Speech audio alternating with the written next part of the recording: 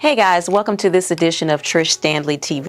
Today we're going to be talking on the topic Crowning Glory, Understanding Hair Loss in Black Women.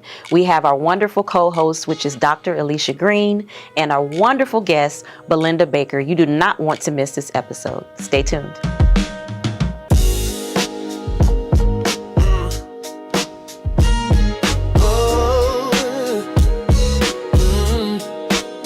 Trish Stanley TV show.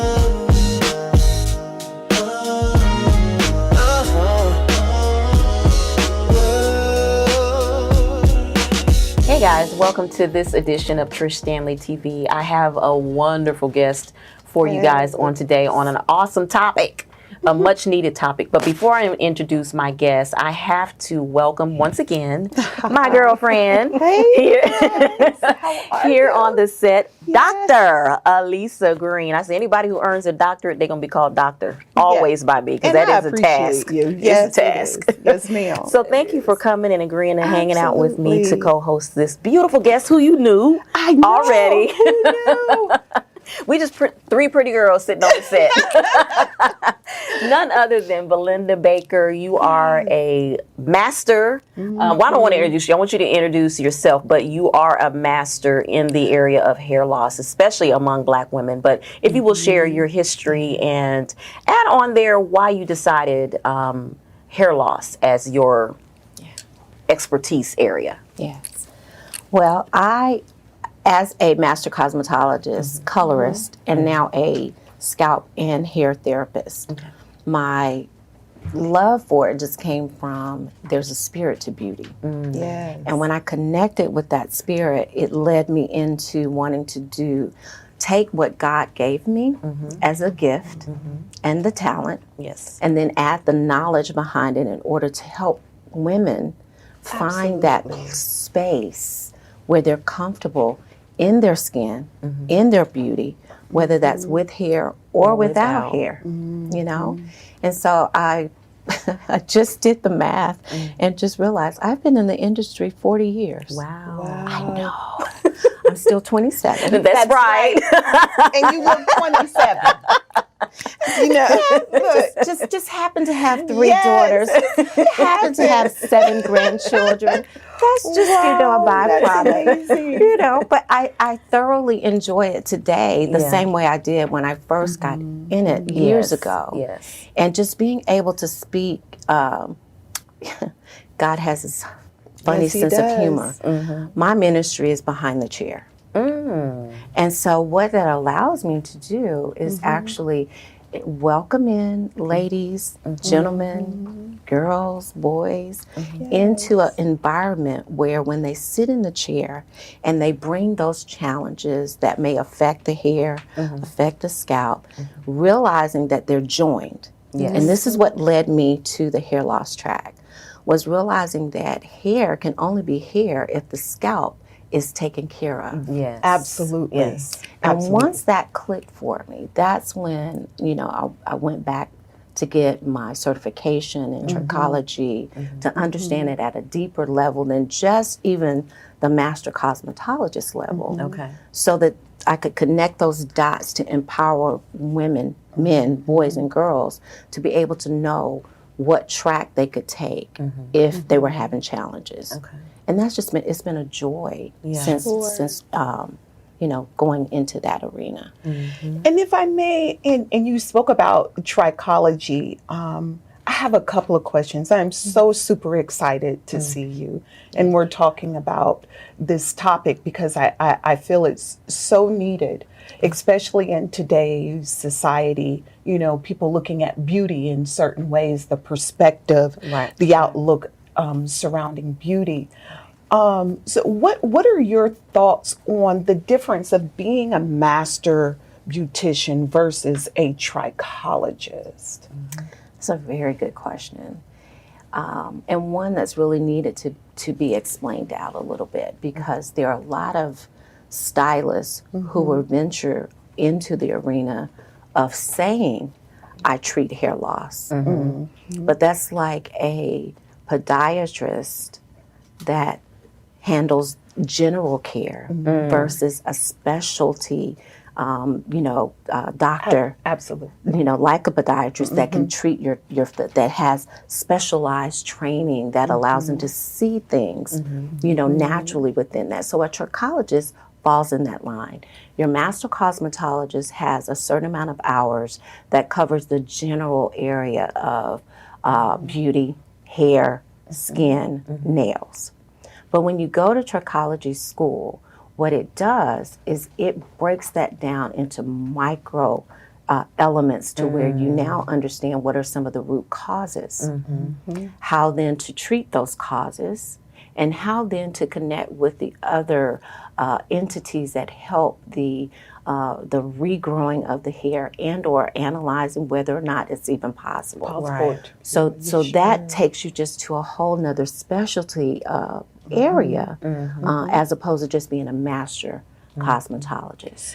And with that being said, what are some of the challenges that you now have seen? As you can see, I rock the beautiful bald. As you can. I love it. You know, I tell you bald, all the time. I love it. And I appreciate it, but it wasn't something that I chose. It chose me. And with that challenge that I had, what are some of the challenges that you see mainly that are feeding into the hair loss? The only word I can think, the situation that we have Epidemic. going. Epidemic. Yes. It is an epidemic. Yes. And people may think, oh wow, an epidemic, but it really is an epidemic. Especially, I think my viewpoint. This is just me, amongst women of color. So, I know that you see a lot of different clients, and what is the main challenge that you see people going through that contributes, or something that they're doing that they shouldn't be doing that is contributing to the epidemic? Right. Well, I'll start with the fact that you have two forms of alopecia. And that is whether or not it's caused by stress, trauma. So that track is something that there's a trigger that causes your body to start having challenges. And so then the hair becomes a part of that result of your body now being traumatized. Versus the other is hormonal. Yes. The hormonal progression, that could be genetic from birth. Yes. And so there's not anything you can do about that, right? Menopause. Menopause and post menopause. A lot of people Really? really Bring don't my even think fan out. about. Because menopause doesn't happen in a year or 2 years. It's a distance run, right? Absolutely, yes. And everybody is different. I just entered the race, so I don't know. You telling me I got to deal with this for? I'm so sorry. Thank you for the fan. But everybody's different. Okay. Yes. And so I couldn't tell you what to expect. At least she couldn't tell you. Dr. Liz, she couldn't tell you what to expect, because your body, and based on how you've treated your body, and based on how you've dealt with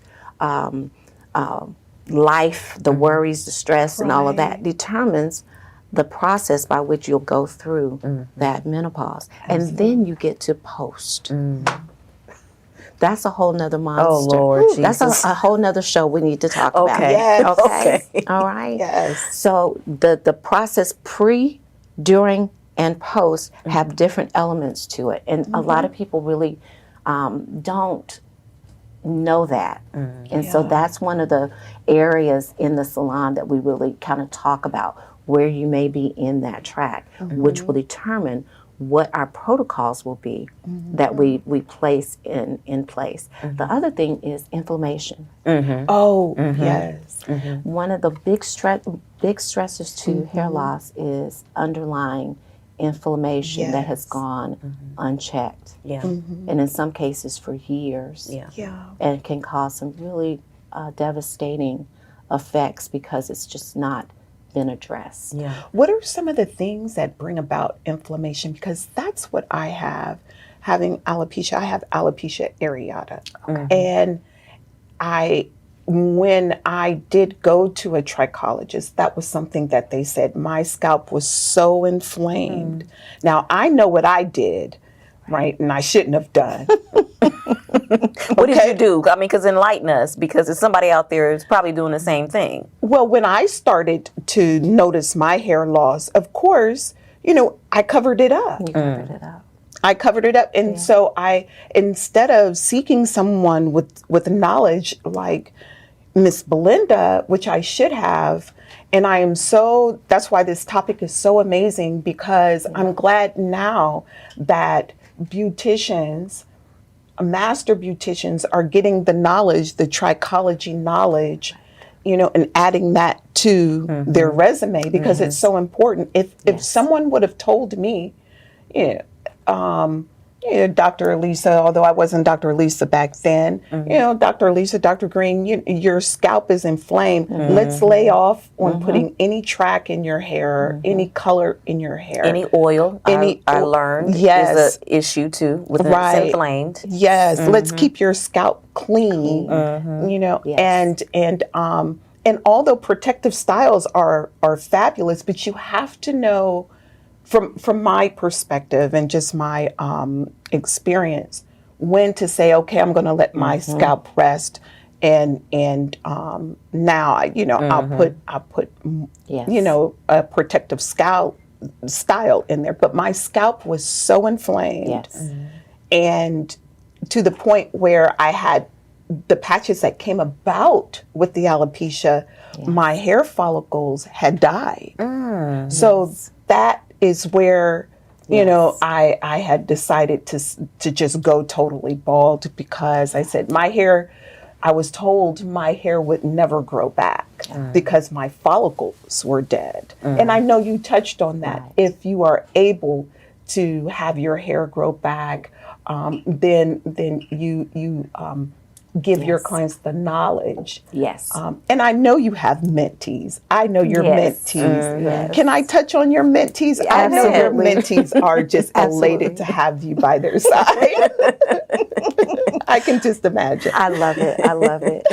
What God has given me is not for me. It's for me to share. Yes. And so the passion of educating has been there as well.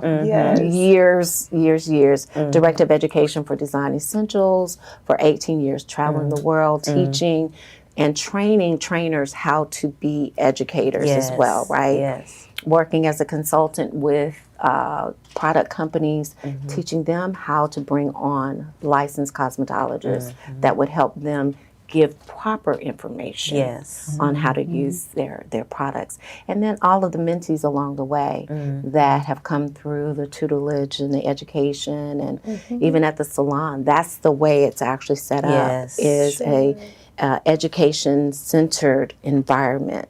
And the clients even, they love it, because as their hair is being serviced, their scalp is being serviced, they're also learning as they hear the information being shared. And so it's a giving environment with Can that. I share because for me, I'm experienced hair loss. I was locked for 18 years. And so I'm like, doctor, I had no choice but to cut.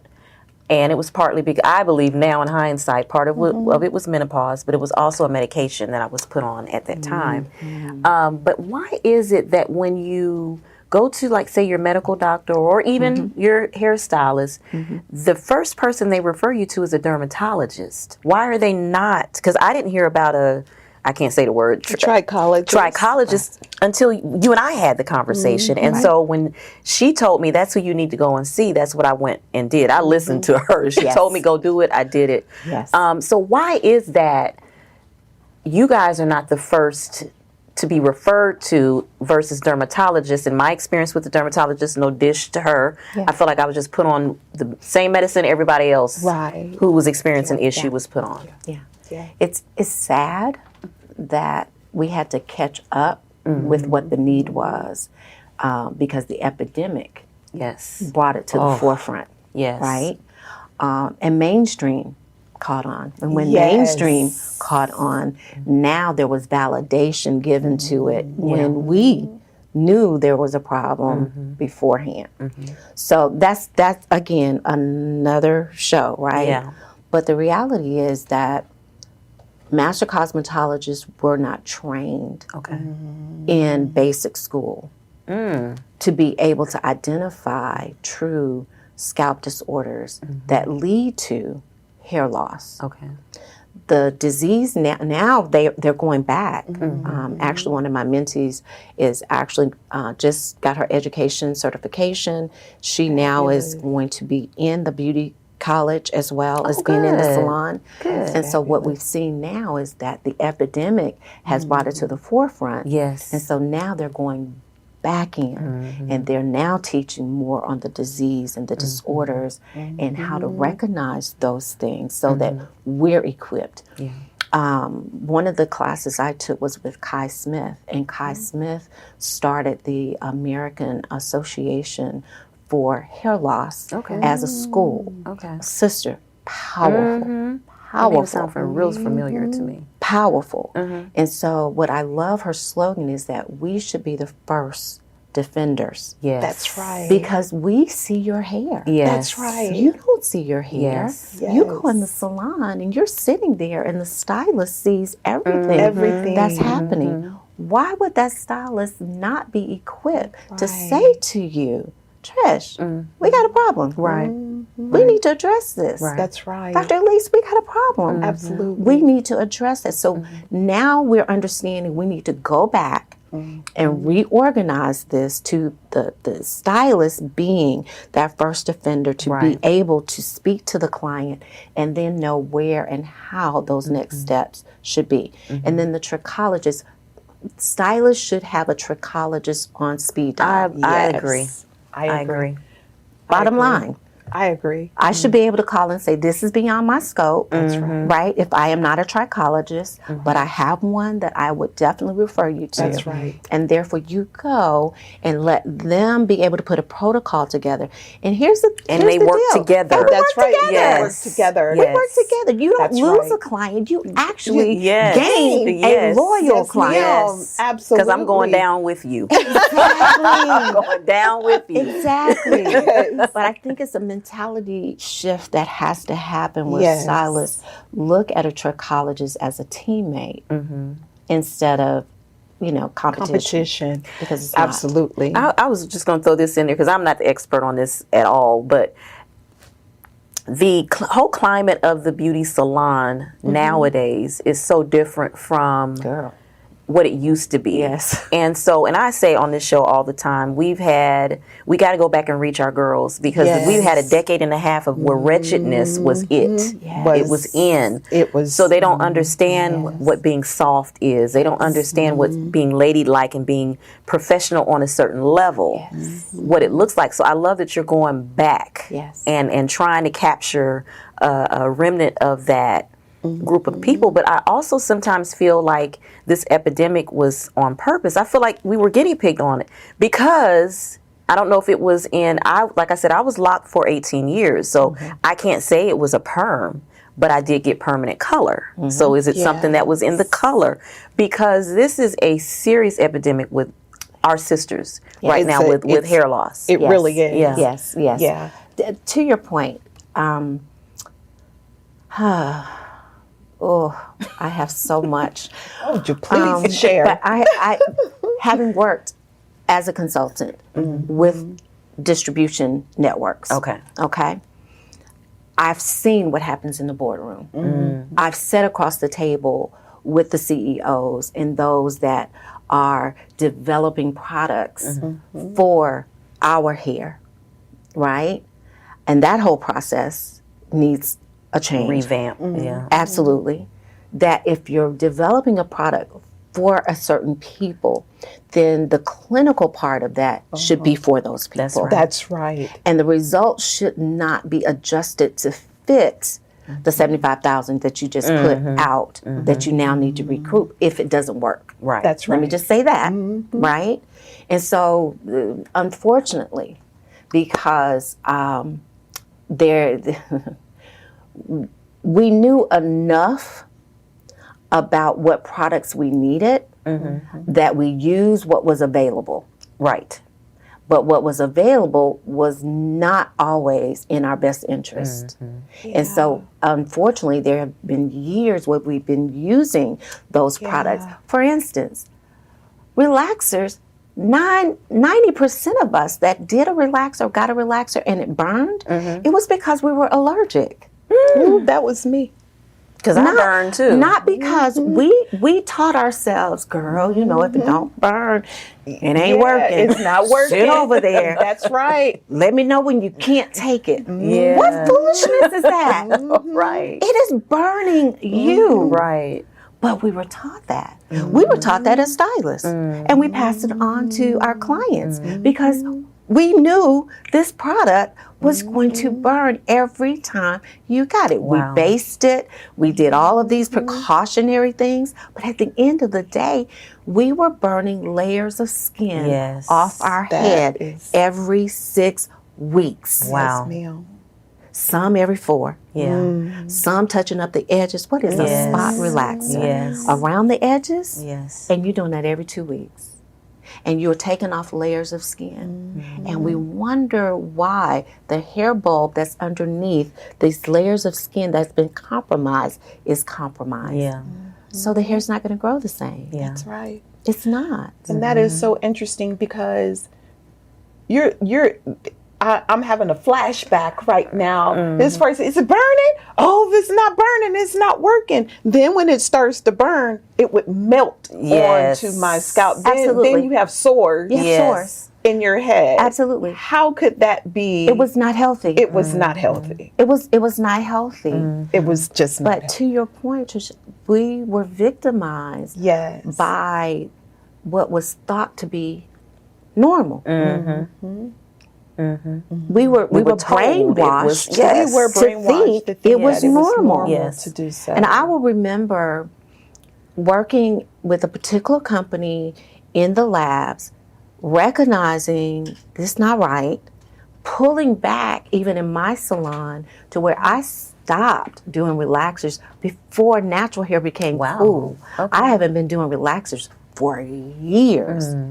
My clients that thought that they needed it, I would do a texturizer, which is just a gentle product put on just long enough to break the base so that I could manipulate the hair for control. Right. That's what we were using relaxers for, Yeah. to control our hair, Right. not to burn our skin off.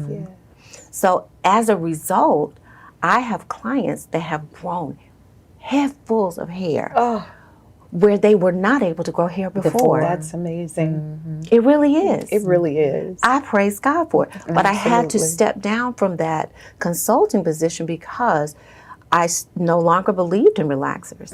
So how could I stand on a stage advocating for a relaxer company? Right. My integrity would not allow me. And not that I had anything against them. It was that I shifted. And when you know better, you do better. You do better. better. Yeah. And I started sharing that with other stylists that this is not a good thing.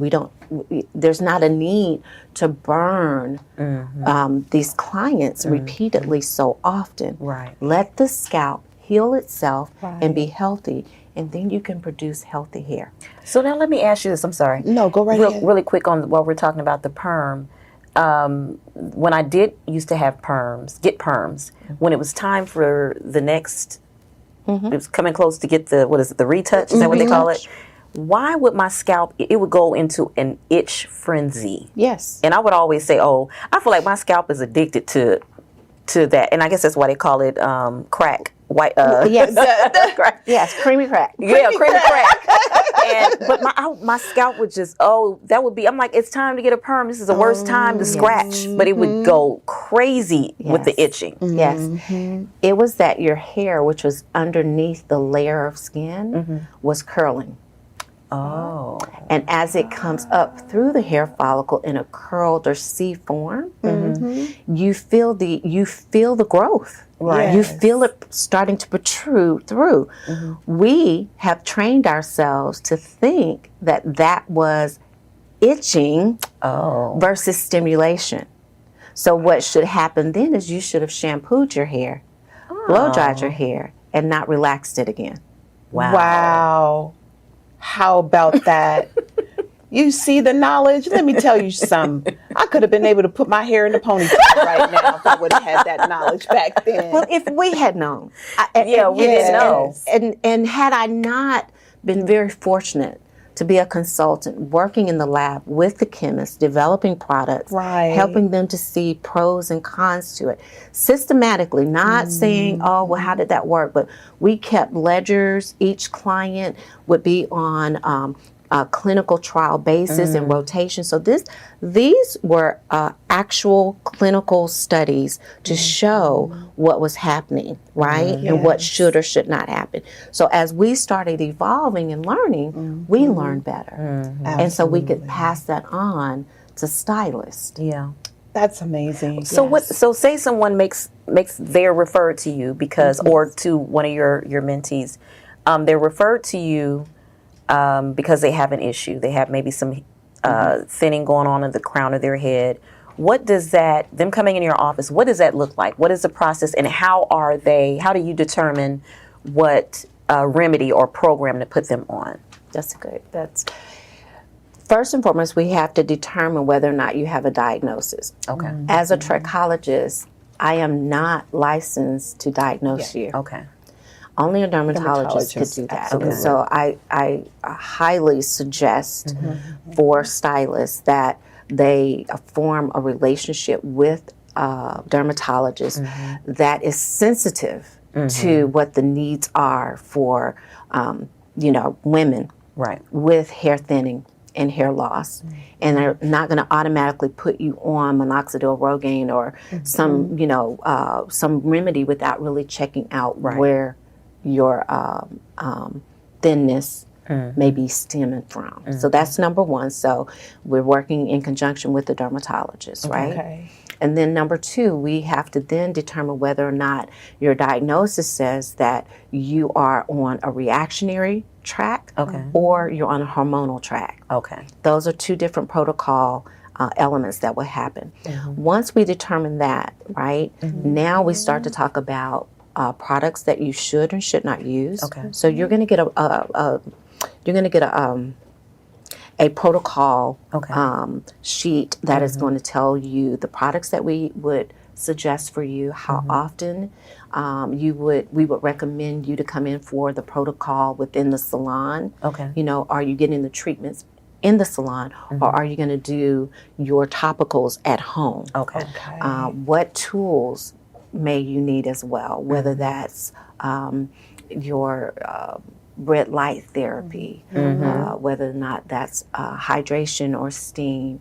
Some of these, and it really depends on also your financial commitment that you can make towards the track. But it all stems with recognizing whether or not you can or cannot grow back the hair. What are we going to do together? What do you want to do?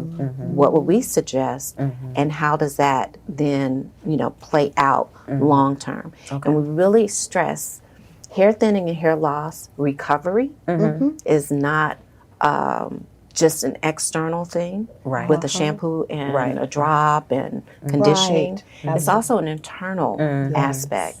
So we make a commitment to have relationships with nutritionists.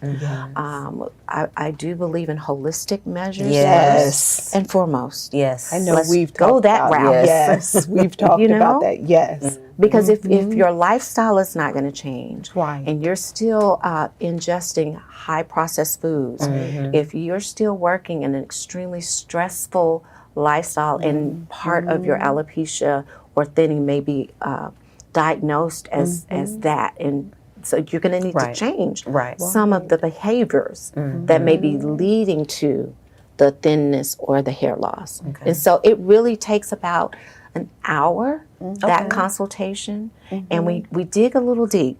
And so your questionnaire may seem intrusive, but it's to help get a better understanding of what are we dealing with. What's going on. Yeah, what's going on. And in a lot of cases, it's almost like therapy for the person because as they're answering the questions, they're like, their bells ringing off like, I didn't even think about that. I wasn't, I go back even here on this set. I'll go back and look at old footage of where Dre may have gotten me from the back. I'm sitting here and he'll show like some behind the scenes or whatever, and I see the specific area that started thinning. I could see it then. I couldn't see it, in that moment then. But in hindsight, I saw it, and I really, really, really wish that my loctician at that time would have really pressed me to go and thank God I had her to have a conversation with. But I really wish my loctician would have said, look, go and try this, or go see the Now I did go see the dermatologist, and you mentioned that is a good reason to go if you're diagnosed with alopecia. So you need to know that. So that's probably why they're referring you there. Absolutely. But just to be able to have found someone like you, I had to ask just someone I knew. It's the information is not readily out there. How can we get this information out there, in your opinion? We need it. We need it. We need it. We need it. It's getting better. Do people still do hair shows? I mean, like, that's an area where it could be they're not? Okay, see. Well, we have mainstream hair shows, and there are small remnants of shows coming back. I've seen some networking venues kind of opening back up within the beauty industry. I think that the beauty industry as a whole recognizes we've dropped the ball. And we're not communicating within our own, networks, not the way that we should. I do know that there is a male cosmetology association that is really doing some great things. We've got a makeup studio, and she's kind of bringing in some of the beauty industry, kind of reconnecting Gwyneth Mosby, makeup artist studio in Tucker. But it really needs to be almost like a directory. It does. That, and I'm going to say it, people have to be vetted. They have to be vetted. Thank you. They have to be vetted. They have to be vetted. And if I may, just being in the community and being a person who does have alopecia, bald woman, when I first was diagnosed and I went bald, there was no one. There was nothing out there. And not just organizations. I am so thankful for the organizations that are out there. But I call myself an awareness advocate for alopecia, because we have to bring about the awareness, and you have to have the advocacy there behind that awareness for alopecia. We can all come together and celebrate, but we all have to come together and be able to educate. And that is where I feel the community does not do. I feel our community needs to educate more on the causes of alopecia, our culture in general. Because I was going to ask you what are your thoughts about the direction and where our culture needs to go to heal or start healing from this epidemic, because we have all of these young, beautiful girls out there and young men, and alopecia now is not just hitting it's hitting every all cultures, all ethnicities, if you will. And so the education is so important, and they do need to be vetted, because there are some out there and the intentions aren't the intentions aren't honorable. I'll just use that. Right. The intentions aren't honorable, and we need that education, that knowledge. I feel our culture definitely needs that. And so what are your thoughts around that? Where do you think our culture needs to go to start that healing process? Beauty is important. And so it should not take precedence over being healthy. And that's, I think, one of the levels where we need to start speaking that more as what beauty is, overall. Whether it's social media, whether that's in our small groups, whether that's, to our daughters, to young women and men, they're beautiful just as they are, and that the enhancement should enhance you. Right. It should not overpower you. Yes, ma'am. It Or should harm not you. or harm you. Right. Yes. And so that's number one. And then number two, for us to stand on the integrity that cosmetologists do no harm. Don't do harm just to make money. Right. Understand that when you are touching someone, you are giving them life Yes. Yes. or death. And death, whether it's one hair follicle at a time or by how you treat them in their customer care, just your integrity has to come to the forefront on everything that you do. Yeah. The other thing is that I feel like salons, you know, we've changed a lot. A lot. Yes. Some old school is some good school. I'm sorry. Yeah, you're right. You know, it can't just be, again, just money driven with no integrity. Not going back and learning. You know, I'm prayerful that our legislation will require us to have continued education. Yes. I'm an advocate for that. Yes. Absolutely. Yeah. Because if you are not keeping up with what's happening out here, you're using products that have lethal weapons in them That's to right. take hair out, like we're seeing the relaxer lawsuits that are going on right now. People who knew but chose to turn the other way. Yeah. So culturally,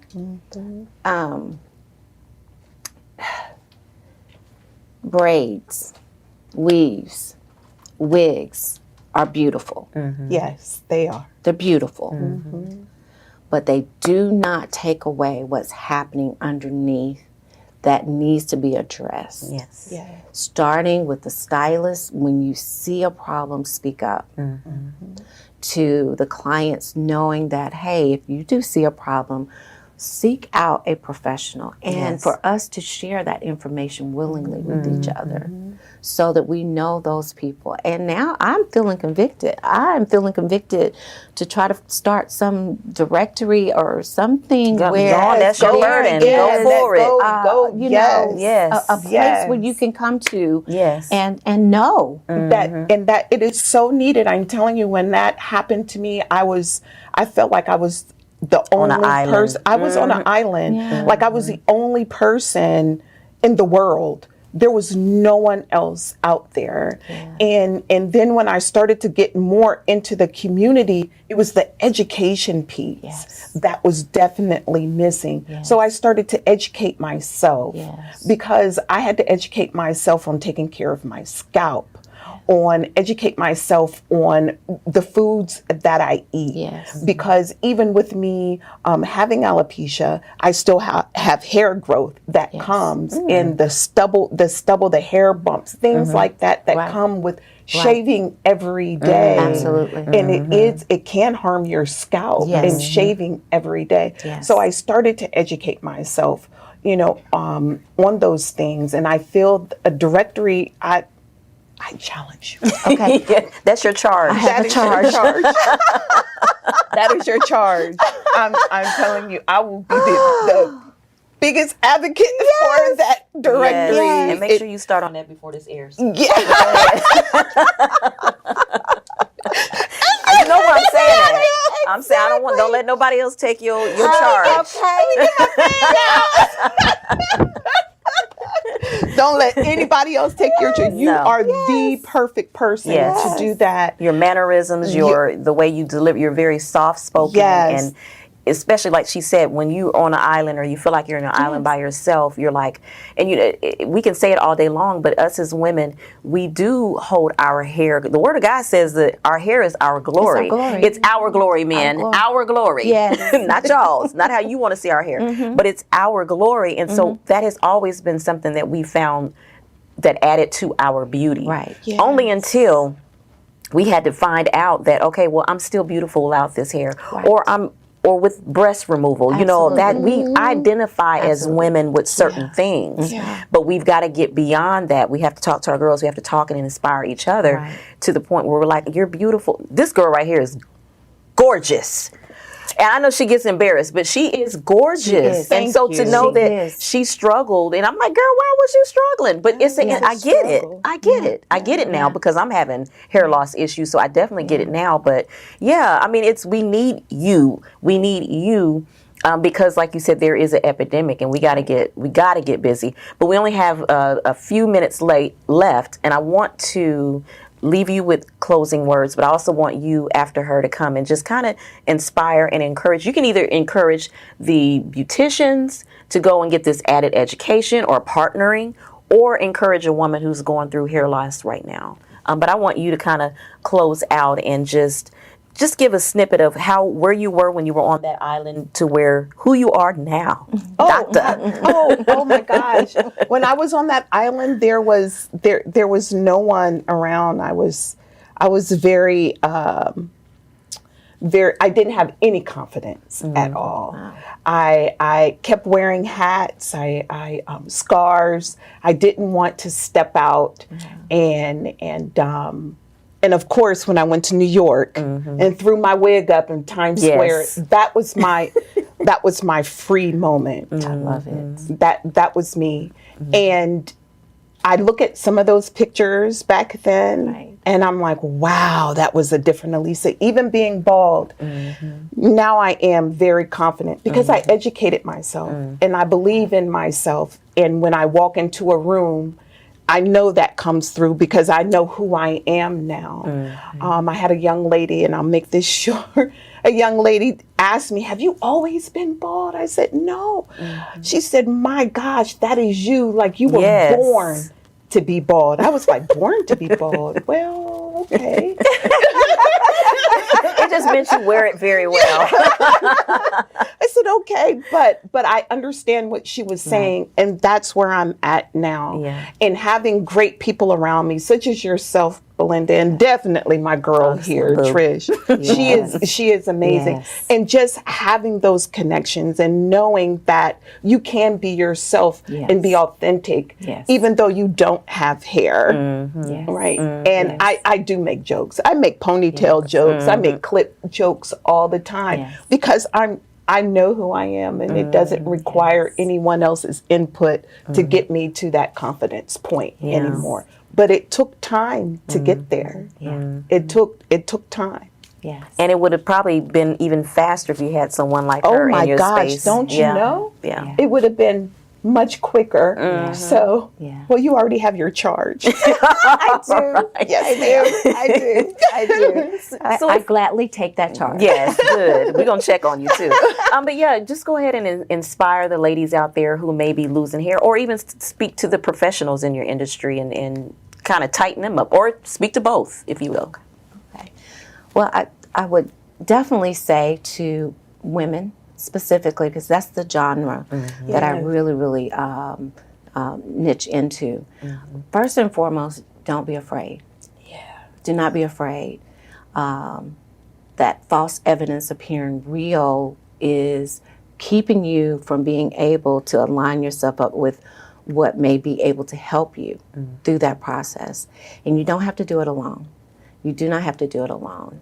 Myself and as well as some of the network of people I know, we can connect you up with someone who can be that advocate with you, for yourself, to first and foremost find out what's happening. That's the first step. Let's find out what's happening. And then 2, let's talk about what can be done and what products and tools will help you to get there. And then I just encourage you that beauty is an inner and an outer avenue, okay? So work on self-care, self-love. That is the highest form of love you can give yourself. And we need to start there when we start talking about beauty. Hair loss is one aspect. It requires a full range of professionals to kind of help walk you through, but you're not at it alone. There are trichologists out there that would love to partner with you. And then for the stylists, let's up our game. It's time. Let's up our game. Let's become and be that resource center that people who are having hair and scalp challenges need us to be. It's time. And when we do that, we fill this gap that has created a void, that's opened the Pandora's box for an epidemic. Let's close it. Yes. We can do that. And so that's what I want to leave you with. Cosmetologists, let's step up our game. Anyone experiencing thinning or hair loss, you're not at it alone. There are trichologists that are willing and ready to partner with you. Okay? That's excellent. Thank you guys so much for hanging out. Guys, we're going to take a quick break. We'll be right back. I'd like to thank my guest today, none other than Belinda Baker. She is an amazing woman to just even have a conversation with, but she also has the right demeanor. Being someone who is battling hair loss myself, just being able to have that soft essence of a person feed and pour into you and encourage and inspire you. And I just love her spirit around this particular sensitive topic. I also have to thank my co-host, my girl, Dr. Alicia Green, for coming on and sitting down and sharing her experience as well in the particular area of hair loss. As we stated on the show, there is a heightened epidemic among us Black women in this country when it's dealing with hair loss. And so, ladies, as soon as you find something out, do your research, go to the doctors. If you don't know, hit us up here, DM me. I will try to connect you with Belinda Baker so that she can be a source for you in your journey as well. Before we head off on today's episode, I have to leave this quote from Viola Davis. She said it best herself. The privilege of being a Black woman is we are born with a crown that we can shape and redefine as often as we like. And I still believe that whether you have hair, whether it's no hair, or whether it's someone else's hair you have sitting on your head, we still adorn our crown. Thank you guys for tuning in. And as always, love isn't love unless you give it away. This is the place.